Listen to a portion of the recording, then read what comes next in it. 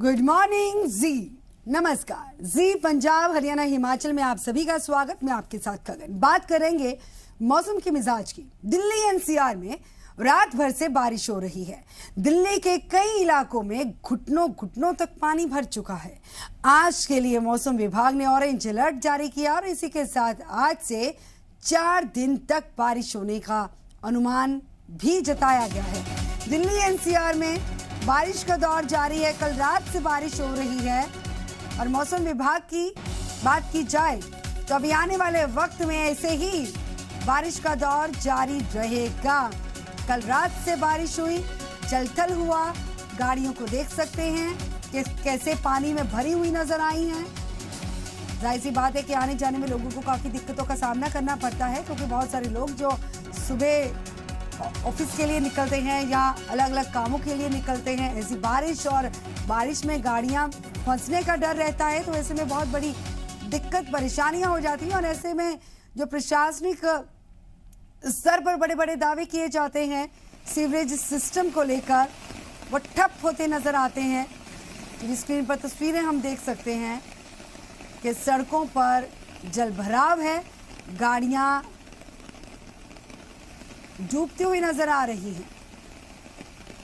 ये तस्वीरें दिल्ली और एनसीआर में सड़कों पर भरे पानी के साथ जुड़ी हुई।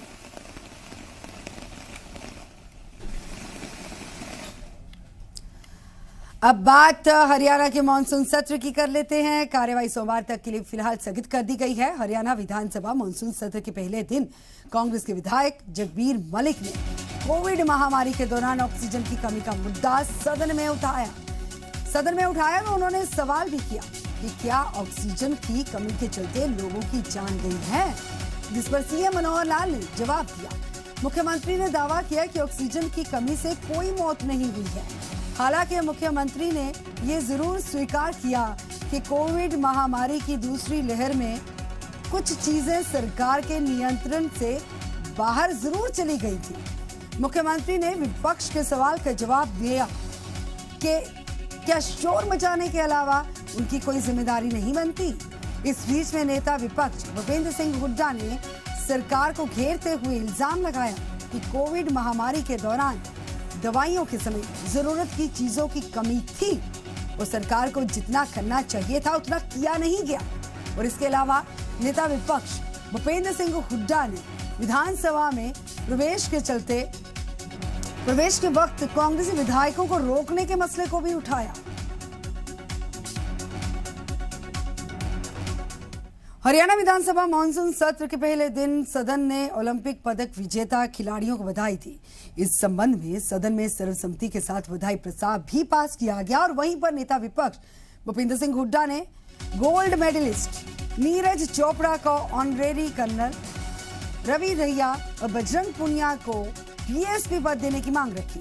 कांग्रेसी विधायक रघुवीर कादियान ने महिला हॉकी खिलाड़ियों को 1 करोड़ का पुरस्कार राशि दिए जाने की मांग रखी।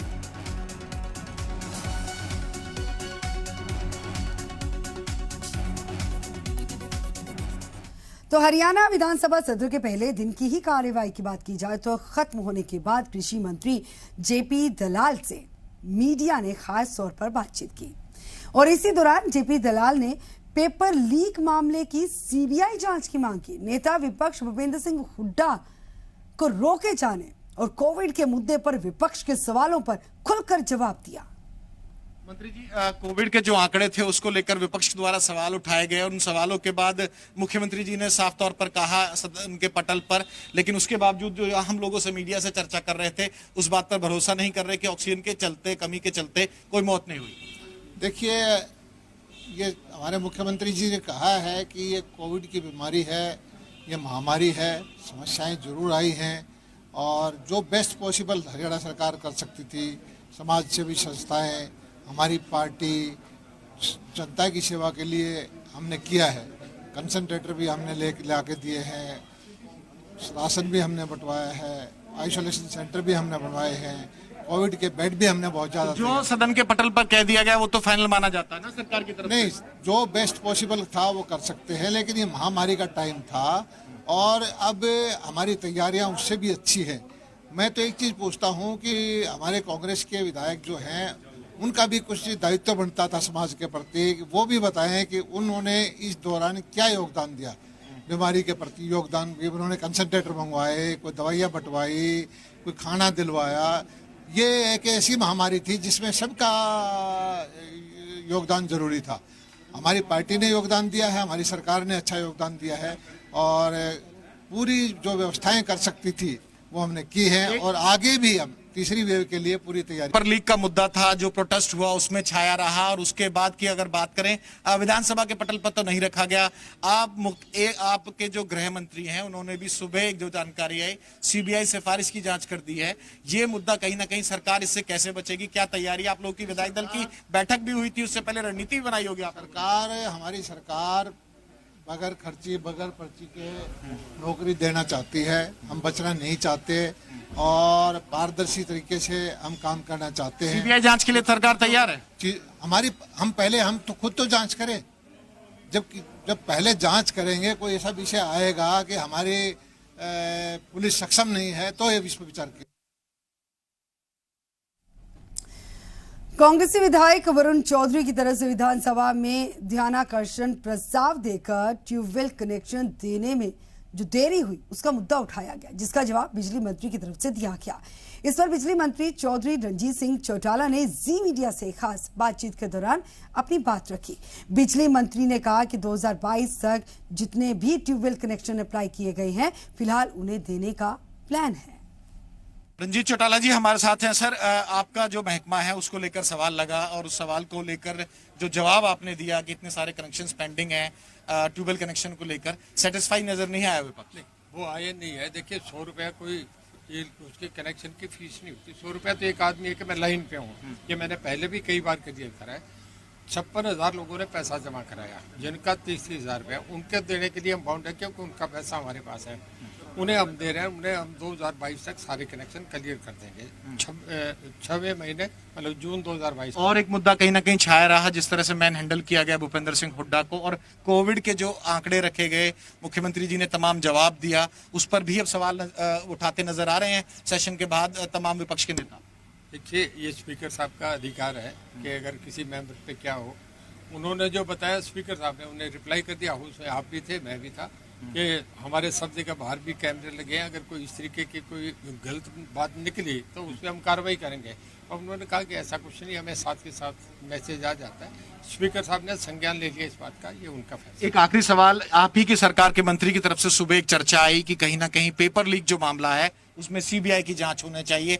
आपको लगता है कि पेपर लीक जिस तरह से ट्रेंड रहा है, जिस तरह से विपक्ष लगातार घेरता रहा है, एक सोल्यूशन ठीक हो जाएगा? एचएससी की जो इमेज खराब हुई है उसके लिए जरूरी है? देखिए इस पे एजुकेशन मिनिस्टर ने पहले ही अपना स्टेटमेंट दे दिया। हमारे उनके 2 स्टेटमेंट नहीं हो सकते, उस पर जो कुछ होगा वो कार्रवाई कर रहे हैं। तो फिलहाल विपक्ष के तमाम मुद्दों के लिए सिर्फ 5 सवाल का मौका मिला।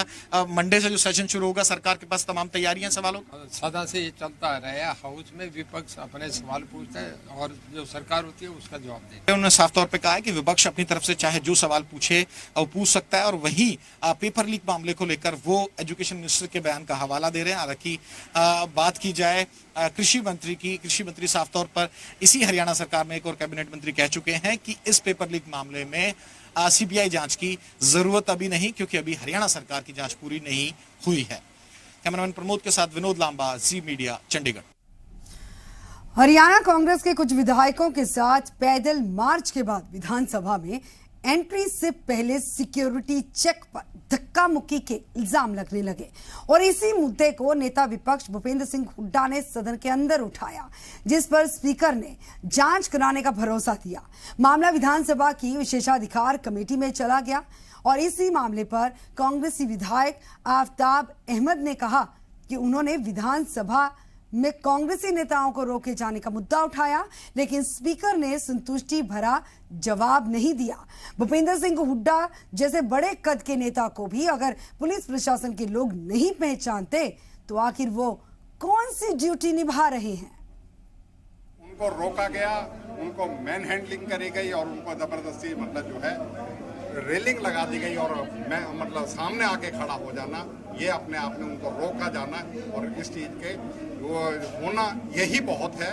मुख्यमंत्री की तो सुरक्षा के लिए मतलब इतनी इतनी बातें करी जाती हैं, लेकिन जब हम एक विपक्ष के नेता और हम विपक्ष के जो मेंबर हैं उनकी उसके लिए ऐसी पुलिस। हरियाणा के मुख्यमंत्री मनोहर लाल के प्रधान मीडिया सलाहकार विनोद मेहता विरोधियों को घेरते हुए नजर आए। कांग्रेस की तरफ से किए गए प्रदर्शन के दौरान एक बच्चे को रिक्शा पर बिठाकर उसके हाथ में नारों वाली तख्ती पकड़ाकर उन्होंने कांग्रेस को घेरा और विनोद मेहता ने एक ट्वीट करके लिखा कि हरियाणा में और देश में सबसे लंबे अरसे तक राज करने वाली कांग्रेस को इतनी भी समझ और ज्ञान नहीं है कि पॉलिटिकल पब्लिसिटी के लिए तीसरी क्लास के नाबालिग बच्चे का इस्तेमाल करना पड़ा। कितना संगीन अपराध है, जबकि देश में जुवेनाइल एक्ट कांग्रेस के राज्य में ही बना था।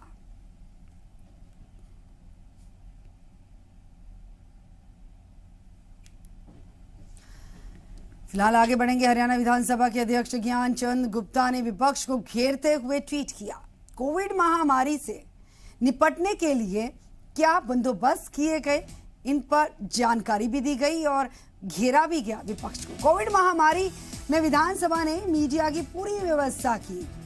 हरियाणा में पहली बार टीवी पर लाइव प्रसारण की व्यवस्था की गई और विपक्षी मुद्दा ना होने के कारण प्रेस गैलरी के बहाने आंसू बहा रहे हैं।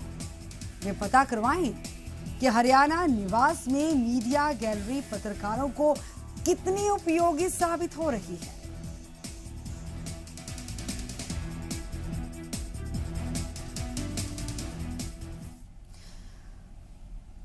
तो हरियाणा सरकार बेशक ये दावा करे कि उनके खेल नीति अन्य राज्यों की तुलना से बेहतर है, लेकिन आज हम आपको एक ऐसे खिलाड़ी की दास्तां बताएंगे जो नेशनल लेवल पर कई बार मेडल जीतने के बाद भी आज गुर्बत की जिंदगी जीने के लिए मजबूर है।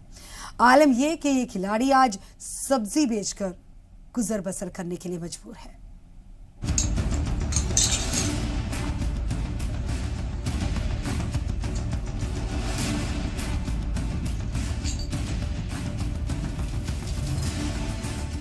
मैं सर्टिफिकेट लेके गया तो वहाँ पे बोले कि तेरी ग्रेडेशन नहीं होगी, अब ये सर्टिफिकेट खेल नीति से बाहर हो गया है। अब इसमें मेरी क्या गलती है? मेरे तो नेशनल मेडल थे 2 बार, एक बार सिल्वर एक बार ब्रॉन्ज मेडल तो इसलिए लेके आया था कि मेरे को अच्छी जॉब मिलेगी, लेकिन मेरे को तो चपड़ासी की जॉब नहीं मिल रही हरियाणा में भी। ये मेडल, ये सर्टिफिकेट सब व्यर्थ नजर आता है जब इन खिलाड़ियों की आंखों में इन मेडल्स की चमक की बजाय आंसू होते हैं। जब इन्हें लगता है कि ट्रैक पर पूरी जान लगाकर दौड़ने से भी इनकी जिंदगी को कोई रफ्तार नहीं मिली, तो वाकई लगता है कि ये सब बेमाने ही तो हैं। जब कड़ी मेहनत से कमाए इन तमगों की मान्यता ही न रहे तो क्या मोल उस मेहनत का? ऐसे ही कई सवाल हैं इन आंखों में जो रह रहकर अश्कों के रूप में बह जाते हैं। ये हैं चरखी दादरी के प्रेम नगर क्षेत्र के निवासी दया किशन अहलावत, जो लगातार 8 वर्षों से एथलेटिक ट्रैक पर देश प्रदेश के लिए मेडल जीतते आए हैं। लेकिन अब देखिए ना, सरकारी तंत्र से हार गए हैं, सब्जी बेचने को मजबूर हैं। दया किशन अहलावत ने स्कूल और कॉलेज के समय में एथलेटिक्स में खूब कामयाबी हासिल की। यूनिवर्सिटी और नेशनल के इंटर यूथ खेलों में भी पदक जीते। वर्ष 2002 में यमुनानगर में हुई प्रतियोगिता में बेस्ट एथलीट का खिताब इनके नाम हुआ। इनके पास खेलों में जीते गए अनेक गोल्ड, सिल्वर और ब्रॉन्ज मेडल्स हैं और इनके साथ सर्टिफिकेट्स की भरमार। लेकिन इतना सब होने के बावजूद आज तक सरकारी मदद का इंतजार यूं ही बरकरार है। वो इन सर्टिफिकेट्स को लेकर सरकारी दफ्तरों में भी पहुंचे। प्रशासन के अधिकारी वे राजनेताओं के चक्कर भी लगा चुके हैं, लेकिन डीसी रैंक तक की नौकरी उन्हें नहीं मिली। कोई फायदा नहीं हुआ। मैं ग्रुप डी की भर्ती भी नहीं देख सकता, क्योंकि वो खेल नीति से बाहर कर दिया। टूर्नामेंट नहीं खेल नीति बनाई 2018-19 में। मेडल तो इसलिए लेके आया था कि मेरे को अच्छी जॉब मिलेगी, लेकिन मेरे को तो चपड़ासी की जॉब नहीं मिल रही हरियाणा में भी। मैंने यहाँ पे ज़मीन है, हमारी 1 बीघा ज़मीन आती है मेरे हिस्से में। मैंने इसमें सब्जी उगाई, तो कभी कोरोना, कभी कुछ कभी बारिश, उससे भी काम नहीं चला। फिर मैंने सब्जी मंडी में बैठना स्टार्ट कर दिया। मेरे को पैसे बिल्कुल भी नहीं, मेरे को बस एक रोजगार मिल जाए जिससे मेरे बच्चों का पालन पोषण कर सकूं, उनको पढ़ा लिखा सकूं, हम भी गेम कर सकता हूं अगर सरकार मौका दे तो। विश्वास उठ गया सरकार से, अपनी किस्मत से, कि मेरे को जॉब ही नहीं मिली, फिर क्या फ़ायदा ऐसे गेम का जो मेरे को रोजी रोटी नहीं दिला सकी। बेशक हरियाणा सरकार खेलों को बढ़ावा देने के लिए कई प्रकार की घोषणाएं कर चुकी है और इसके साथ कई नीतियां भी लागू कर चुकी है, लेकिन बावजूद इसके चरखी दादरी के ये नेशनल खिलाड़ी को सरकारी मदद नहीं मिली। ये आज सब्जियां बेचकर अपने परिवार का पालन पोषण कर रहे हैं। ये नीतियां ही अब इनकी दुश्मन बन बैठी हैं। सरकार की खेल नीति में बदलाव पर भी उन्होंने सवाल उठाए हैं और कहा है कि अगर सरकार ने खेल नीति में बदलाव न किया होता तो शायद इन्हें भी सरकारी नौकरी मिल जाती। चरखी दादरी से विनोद लांबा के साथ न्यूज डेस्क रिपोर्ट, जी मीडिया। रक्षाबंधन का त्योहार नजदीक है तो बाजारों में रौनक है, खासी रौनक देखने को मिली है। जहां पर बहनें अपने भाइयों के लिए राखी खरीदती हुई नजर आई, वहीं पर दुकानदार अच्छे कारोबार की उम्मीद लगाकर बैठे हैं। अमर प्यार है भाई बहन का, जैसे बदरी और पवन का, जैसे धरती और गगन का। भाई बहन के पावन त्योहार राखी की रौनक बाजारों में साफ देखी जा सकती है। बाजार चाहे सिरसा के हों, यमुनानगर हो, अंबाला हो या फिर किसी भी जिले के हों, हर जगह राखी की खूब खरीदारी हो रही है। बाजारों में देसी राखियों के साथ ही चाइनीज राखियां भी मौजूद। बाजार में 30 रुपए से लेकर 500 रुपए तक की रंग बिरंगी राखियां मिल रही हैं। रक्षाबंधन प्यार का त्योहार है, भाइयों के साथ अच्छा लगता है। जब मिलते हैं उनसे, अभी घर जाऊंगी, राखी बांधूंगी उसको, वो भी इंतजार कर रहा है। हर साल वो आता है हमारे पास, लेकिन इस बार तबीयत ठीक नहीं तो मैं आ जाऊंगी। हमने बहुत टाइप से लिए, बच्चों के लिए जैसे टॉयज वाली और बड़ों के लिए चंदन की राखियाँ। बड़े खुशी से बनाया जाता त्योहार, अपने भाई की कलाई पे राखी बांध के, माथे पे तिलक लगा के, मिठाई खिलाकर। वहीं राखी की दुकान से जाने वाले दुकानदारों को भी उम्मीद है कि उनका कारोबार अच्छा चलेगा। धागों में और प्लेन राखी में ज्यादा चलती है ये आजकल, सस्ती, बढ़िया और टिकाऊ। हाँ, ये चाइनीज आइटम है ये सारी। ये लॉकडाउन की वजह से थोड़ा तो कुछ तो फर्क है, बट इतना भी फर्क नहीं है। अभी आप ये नहीं कह सकते अभी बहुत ज्यादा मंदी के अंदर है। कुछ त्योहार करके रौनक भी है मार्केट के अंदर। इस बार लोगों में ना बहुत उत्साह है जी राखी के लिए।